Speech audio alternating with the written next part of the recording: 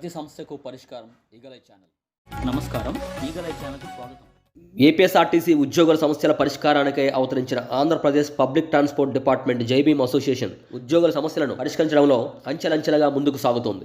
ఈ నేపథ్యంలో ఆ అసోసియేషన్ రాష్ట్ర అధ్యక్షులు పి కిరణ్ బుజ్జి మరియు రాష్ట్ర ప్రధాన కార్యదర్శి బివిఎస్ నారాయణ ఆధ్వర్యంలో స్థానిక విశాఖపట్నం డాక్టర్ బిఆర్ అంబేద్కర్ భవన్లో జిల్లా విస్తృత స్థాయి సమావేశాన్ని ఘనంగా నిర్వహించారు.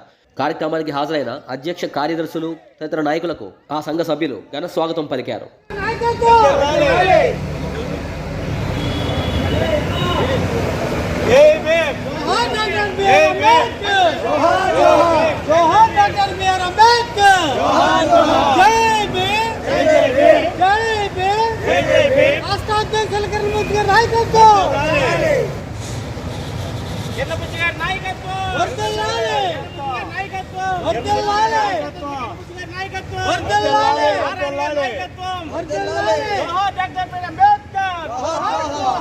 जोहार बाबा साहब अंबेडकर, जोहार जोहार बाबा साहब अंबेडकर, जोहार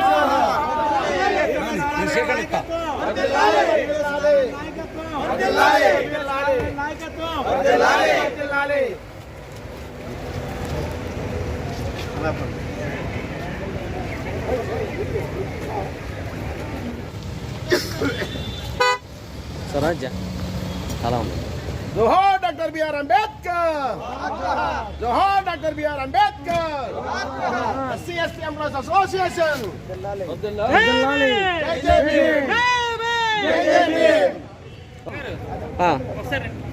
ఓకే, స్లోగన్స్ जोहार डॉक्टर बीआर अंबेडकर, जोहार डॉक्टर बीआर अंबेडकर, अंबेडकर आशयाल्ని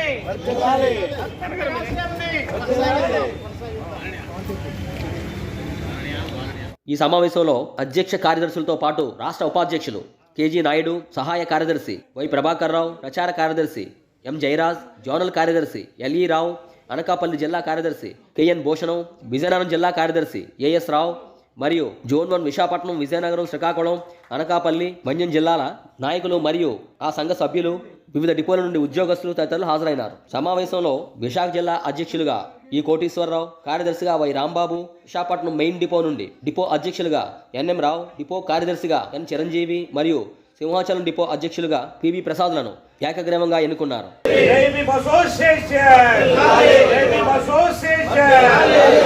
తదుపరి ఆ అసోసియేషన్లో నూతనంగా సభ్యత్వం పొందిన వారిని కండువాతో ఆహ్వానించారు.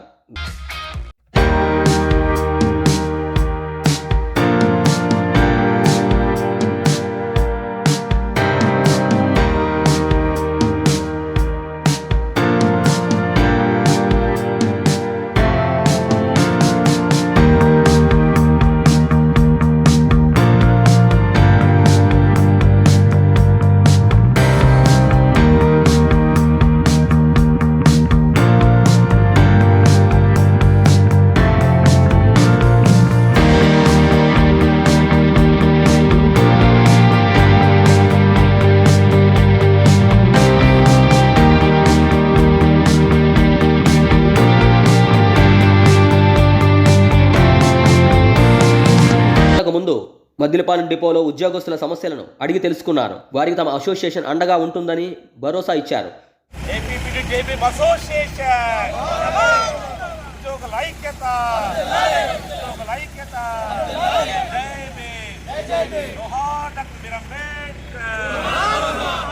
తదుపరి గాజువాక డిపో మేనేజర్ను మర్యాదపూర్వకంగా కలిసి డాక్టర్ బిఆర్ అంబేద్కర్ చిత్రపటాన్ని బహుకరించారు. అనంతరం విశాఖపట్నం మెయిన్ డిపో డిఎంసిఐ ఎంఎఫ్ల గారిని మర్యాదపూర్వకంగా కలిసి ఉద్యోగస్తుల వివిధ సమస్యలను వివరించారు. అందుకు డిఎంసిఐ ఎంఎఫ్లు సానుకూలంగా స్పందించి సత్వరమే ఆ సమస్యలను పరిష్కరిస్తామని హామీ ఇచ్చారు. ఈ సందర్భంగా జైభీమ్ అసోసియేషన్ రాష్ట్ర అధ్యక్షులు పి కిరణ్ బుజ్జి మీడియాతో మాట్లాడుతూ, విజయవాడ డిపోలో మెయిన్ డిపోలో కండక్టర్గా పనిచేస్తున్నాను. మరి ఈ రాష్ట్రంలో ఏపీఎస్ఆర్టీసీ ఏర్పడినాక మరి 60-70 సంవత్సరాలు అయినా కూడా మరి ఆర్టీసీలో బడుగు బలహీన వర్గాలకి, కింద స్థాయిలో ఉన్న ఉద్యోగులకి ఏ స్థాయిలోనైనా అన్యాయం జరుగుతుంది. కాబట్టి మరి రాష్ట్రంలో 130 డిపోల్లో మరి పేద ఉద్యోగస్తులు అడిగిన ధర్మిల ఈ రాష్ట్రంలో ఏపీఎస్ఆర్టీసీలో ఏపీపీటీటీ జేపీఎం అసోసియేషన్ ఏర్పాటు చేయడం జరిగింది.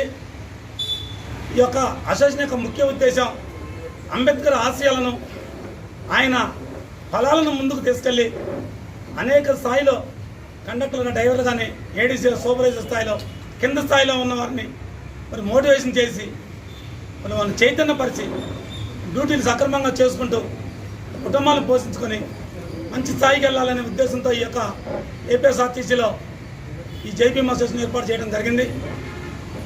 ఈ జేపీఎం అసోసియేషన్ ఏర్పాటు చేసి అన్నిటి జిల్లాల్లో అన్ని డిపోల్లో కమిటీలు వేసుకుంటూ మరి ఈ విశాఖపట్నం జిల్లాలో అనేక డిపోల్లో కమిటీలు వేసుకున్నాం.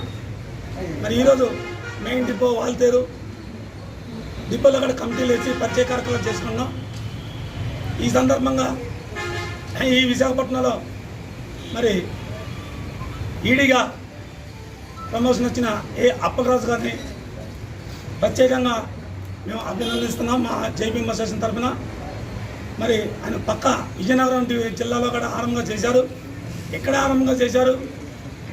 సౌమ్యులు, నిడారంబర జీవి, అన్ని వర్గాలకు న్యాయం చేసే